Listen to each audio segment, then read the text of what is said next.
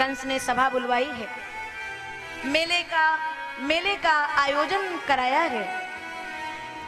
मंत्रणा बनी कि मेला देखने के बहाने कृष्ण और बलराम को बुलाया जाएगा और मल्ल युद्ध के बहाने से मार दिया जाएगा। अक्रूर जी को बुलाया गया और कहा गया आप जाइए और कृष्ण को ऐसे ऐसे लेकर के आइए। अक्रूर जी ने एक बार तो सीधे मना कर दिया, सीधे मना कर दिया। लेकिन फिर अक्रूर जी ने कहा जिसकी मर्जी के बिना एक पत्ता तक नहीं हिल पाता है, उसको ये कंस क्या मार पाएगा। और अगर प्रभु ने मुझे बुलाया है उन्हें यहां लाने के लिए, तो इसमें कोई हरी इच्छा ही है, मैं जाऊंगा। और अक्रूर चले ना, रथ तैयार करने में, रथ को ले जाने के लिए उद्यत होने में हमारे श्री अक्रूर जी को बड़ा समय लग गया। और केवल इसलिए समय लगा कि जिनकी एक दृष्टि मात्र हमारी ओर हो जाए, इसके लिए अनेकानेक संत जन बड़े बड़े समय तक तपस्या करते हैं, भजन करते हैं। आज उस परमात्मा ने मुझे अपने पास तक यूं ही बुला लिया।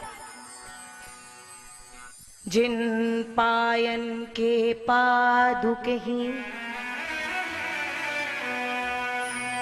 भरत रहे मान लाए, एते पद गाज बिलो की हो, इन नैनन सन जाए। श्री भरत जी जिनके चरणों की इतनी सेवा करे, जिनकी चरण पादुकाओं को लेकर के आए, आज मैं उन चरणों को जाकर के देखूंगा। मथुरा से चले, दूरी अधिक नहीं है, लेकिन अक्रूर जी को बड़ा समय लगा। पहुंचते हैं ब्रज में, इस प्रसंग में बहुत शांति के साथ जो भी कार्य हैं उनको 2 मिनट में करके और सब अपने अपने स्थान पे विराजे। और सुनिए, अक्रूर जी आए, विचार कर रहे मुझे कृष्ण क्या कहेंगे। क्या आज भी बाहरी भाव रहेगा या जीव और ब्रह्म का भाव रहेगा। गौशाला की ओर सबसे पहले रथ घूम गया और कृष्ण गैया मैया को लेकर के आ रहे हैं। जैसे एक साधारण सा छोटा सा बालक मेहमान के आने पर बावला सा होकर के दौड़ता है, वैसे मेरा गोपाल दौड़ा। अरे दाऊ भैया, अरे ओ दाऊ भैया, देखो तो कौन आए हैं, मथुरा से काका आए हैं। सुनकर के अक्रूर जी के नेत्रों से अश्रुपात हो गए। कृष्ण दौड़ के आए और काका जी को प्रणाम करने लगे। अक्रूर जी ने हाथ पकड़ लिया और स्वयं प्रणाम करने लगे। भगवान ने कहा, आप हमारे काका हैं अभी, तो मुझे आशीष लेने की बात बनती है। और फिर लेकर के भवन की ओर लाए।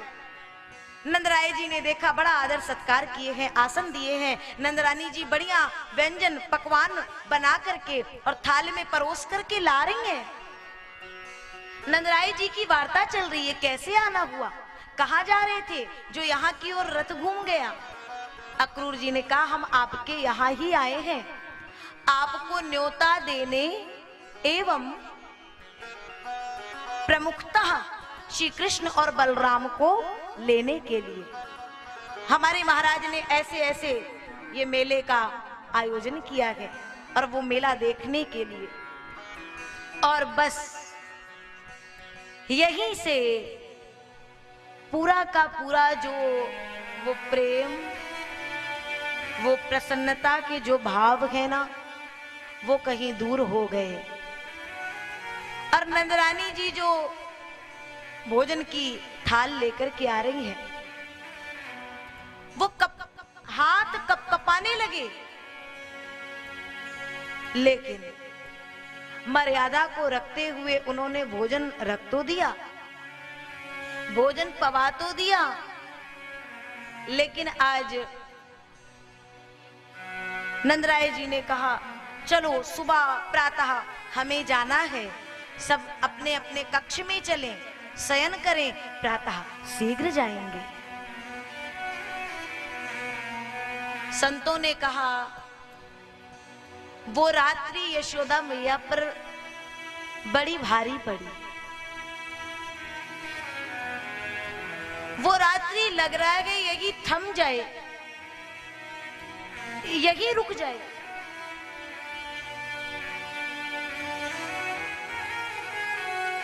प्रातः ना हो और मेरा कृष्ण मुझे छोड़ के ना जाए।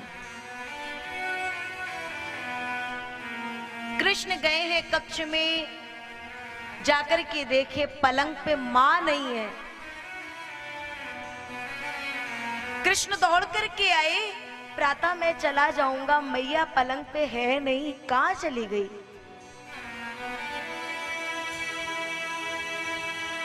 आज जाऊंगा फिर मां की गोद कब मिलेगी?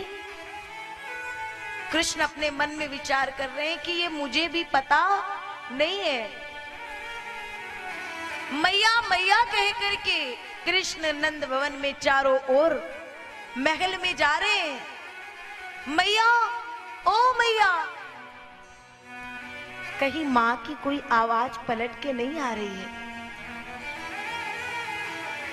आंगन में आकर के देखे तो एक खम्भ से मां टेक लगा करके बैठी है। कृष्ण दौड़ करके गए,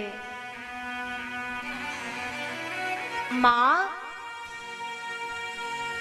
मैं प्रातः चला जाऊंगा मां, और तू यहां बैठी है। कृष्ण दौड़ के मां के पास आकर के मां का जो मुख नीचे है उसको अपने हाथों से उठाने लगे। जैसे ही मुख को ऊपर किए, पूरा का पूरा मुखमंडल आंसुओं में भीगा हुआ था।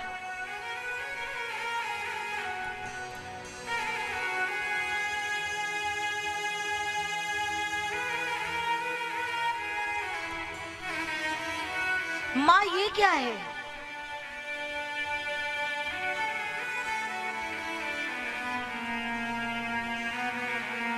कथा के प्रसंग को ध्यान में रखें और फिर कथा सुने। सुनिए, मां ये क्या है? मां के मुख से पहला शब्द निकला, एक अनुआ, तू प्रातः मुझे छोड़ के चला जाएगा? कृष्ण कहते तू तो ऐसे कह रही है जैसे कि मैं सदा सर्वदा के लिए जा रहा हूं, जाऊंगा और शीघ्र लौट आऊंगा। मां कहती है, ए कृष्ण, ये तेरी मां तेरे बिना एक पल नहीं रह पाती है, और जब तू चला जाएगा तुझे अपनी मां की जरा सी याद नहीं आएगी? अपनी इस यशोदा मैया पे थोड़ी सी दया नहीं आ रही है कि तेरी मैया तेरे बिना कैसे रह पाएगी? मुझे छोड़ के ना जा लाल, यही रुक जाना, सबको जाने दे। सब चले जाएंगे तो लौट के आ जाएंगे, परंतु तू जाएगा तो तेरा लौटना मुझे पता नहीं। और इतना कह के मैया बड़ी जोर जोर से रोने लगी। कृष्ण ने मां को हृदय से लगाया और कहा, मां, मैं परसों लौट के वापस आ जाऊंगा। क्यों ये बात कही? क्योंकि कृष्ण ने मां की स्थिति देखी कि मां का रो रो करके बुरा हाल है। परसों की अवधि दे दी कि मां शांत हो जाएगी। प्रातः काल हुई और सुनिए इस प्रसंग को कि कहां वो उन गोपियों का प्रेम, उन गोपियों का भाव। आज जो कृष्ण से बिछड़ेंगे 100 वर्षों तक फिर भेंट होने वाली नहीं है।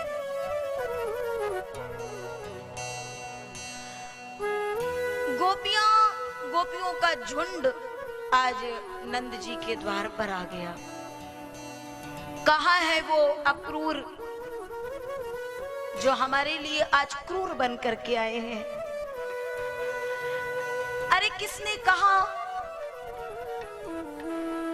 कि हम अपने कृष्ण को जाने देंगी?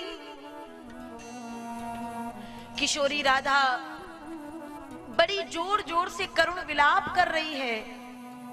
कृष्ण ने कहा, राधे तुम्हें तो पता है ना मेरे अवतार का कारण क्या है?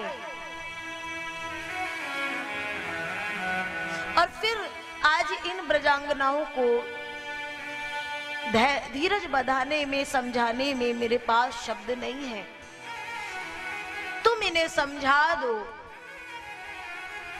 और फिर मैंने तुम्हारे साथ, तुम सबके साथ इतना समय बिताया है, ये रास रचाया है। इन सबके साथ, इनकी स्मृतियों, इनकी यादों के साथ रह लेना। समय कैसे बीत जाएगा राधे, पता नहीं चलेगा। मुझे जाना होगा।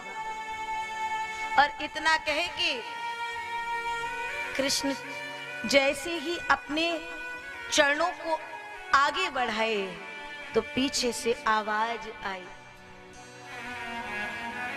वहां ध्यान धरे पंडित अनेक। ए कृष्ण, ए लाला सुन, जा तो रहे हो, क्या तुम्हें हम याद रहेंगे? हमारे जीवन में तो तुम्हें छोड़ करके फिर दूसरा कोई आधार नहीं है, लेकिन तुम्हारे पास में बहुत से विकल्प हैं। तो हम कहना चाहती हैं कि वहां ध्यान धरे पंडित अनेक, यहाँ ग्वाल गोप गोपियां बस गंवारी हैं। उन विद्वानों के मध्य में, उन पंडितों के मध्य में क्या ये गंवारिये तुम्हें याद रहेंगे? यहाँ घास फूस मई कुटियों का रहना है। यहाँ ये घास फूस की छोटी छोटी सी पर्णकुटी है। वहां उन अमीरों की महल अटारी है। वहां उन अमीरों की महल अटारी है। कहीं उन महल अटारियों में हमें भुला मत देना कृष्ण। वहां उन अमीरों की महल अटारी है। यहाँ साग पात सो भी बने हुए फुहरों के। यहाँ केवल साग पत्ते यही आपको मिलता है भोजन में गोविंद। और वहां विविध व्यंजन बनाती सुवारी है। वहां अनेक प्रकार के 56 प्रकार के व्यंजन आपको मिलेंगे। रहियो बिहारी, अंतिम पंक्ति गोपियों ने इतनी सुंदर कही। कृष्ण तुम तो वही रहोगे जहां तुम्हारा मन होगा, जहां तुम्हें रुचि लगेगी। रहियो बिहारी, रुचि रही बे तुम्हारी, जहां रहे याद इतनी कि हम भक्ति भाव के भिखारी हैं। ये तुम्हारे, ये गंवारी, ये ग्वाल बाल तुमसे कुछ नहीं चाहते कृष्ण, बस तुम्हारा वो प्रेम, बस तुम्हारा भाव चाहते हैं। हम तो तुम्हारी याद कभी भुला नहीं सकते, हम तुमसे कभी अलग रह नहीं सकते, लेकिन तुम कभी हमें भुला ना देना। और इतना कह के कृष्ण जैसे ही सुन के आगे चले, रथ आगे बढ़ा। अब देखिए रथ आगे बढ़ा, पीछे से एक आवाज आई,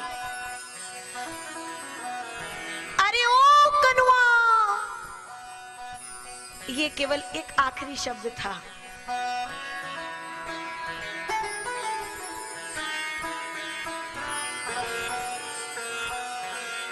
यही तो है माँ, जो अपने प्रेम, जो अपने भाव कहां तक समेट के रख देती है।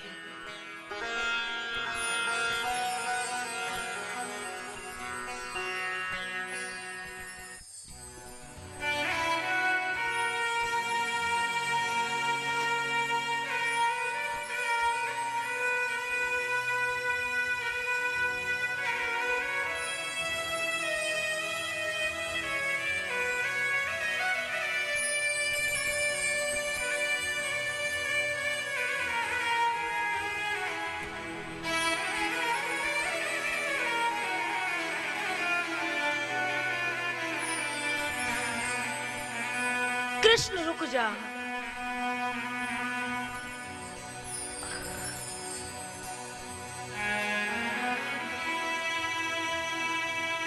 मुझे पता है तू मेरा लाल नहीं है। आज कृष्ण अभी तक अपने आंसुओं को रोक रखे थे, लेकिन जैसे ही मां ने कहा तू मेरा लाल नहीं है, कृष्ण ने रथ से छलांग लगा दी। मां ये क्या कह गई? हाँ, मुझे अभी अभी पता चला है कृष्ण कि तू मेरा लाल नहीं है, तू तो वसुदेव और देवकी का लाल है। मैंने तुझे अपना लाला समझ करके बड़े कष्ट दे दिए, उखल से बांध दिया। रसोई घर के आगे एक कोई व्यंजन तू मुझसे मांगता था, मैंने तुझे दिया नहीं। हो सके तो इस यशोदा को क्षमा कर देना।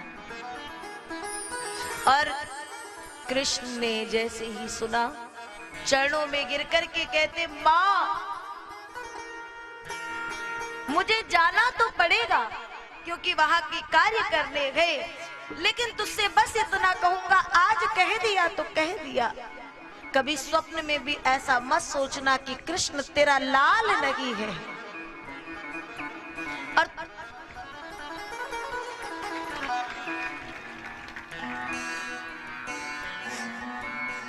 तू जो कहती है कि अगर तूने मुझे जन्म नहीं दिया है, तो अगर कोई माँ, कोई दूसरी माँ ऐसी होती है तो हर जन्म में मुझे यही माँ मिले, हर अवतार में मुझे यही माँ मिले। और इतना कह के कृष्ण माँ के चरणों में गिरे और फिर समस्त ग्वाल बाल और सबको इशारा देते हुए, सबसे विदा लेते हुए फिर कहते हैं, मैया अब मुझे जाने दे माँ, बहुत कार्य करने हैं। ग्वाल बाल कुछ साथ में है, नंद बाबा साथ में है। माँ ने कृष्ण के मन को भाने वाले कुछ पकवान पोटली में रख दिए हैं, मेरे लाला को कहीं कुछ कष्ट ना हो जाए। और मार्ग में प्रभु पहुंचते हैं, जल के भीतर एक स्थान में अक्रूर जी को सर्वांग का दर्शन कराते हैं और फिर आगे बढ़े। मथुरा की सीमा पर रथ जैसे ही पहुंचा, भगवान ने, वहीं अक्रूर जी ने भगवान को छोड़ा है और प्रभु से विदा ले लिए। भगवान ने कहा, अक्रूर मैं आपके पर्णकुटी में आऊंगा, मेरी राह देखना, कब आऊंगा इसकी कोई खबर नहीं है, लेकिन हाँ आऊंगा। और अक्रूर को पता है भगवान ने कह दिया है तो अवश्य आएंगे। भगवान वहां से आगे बढ़े।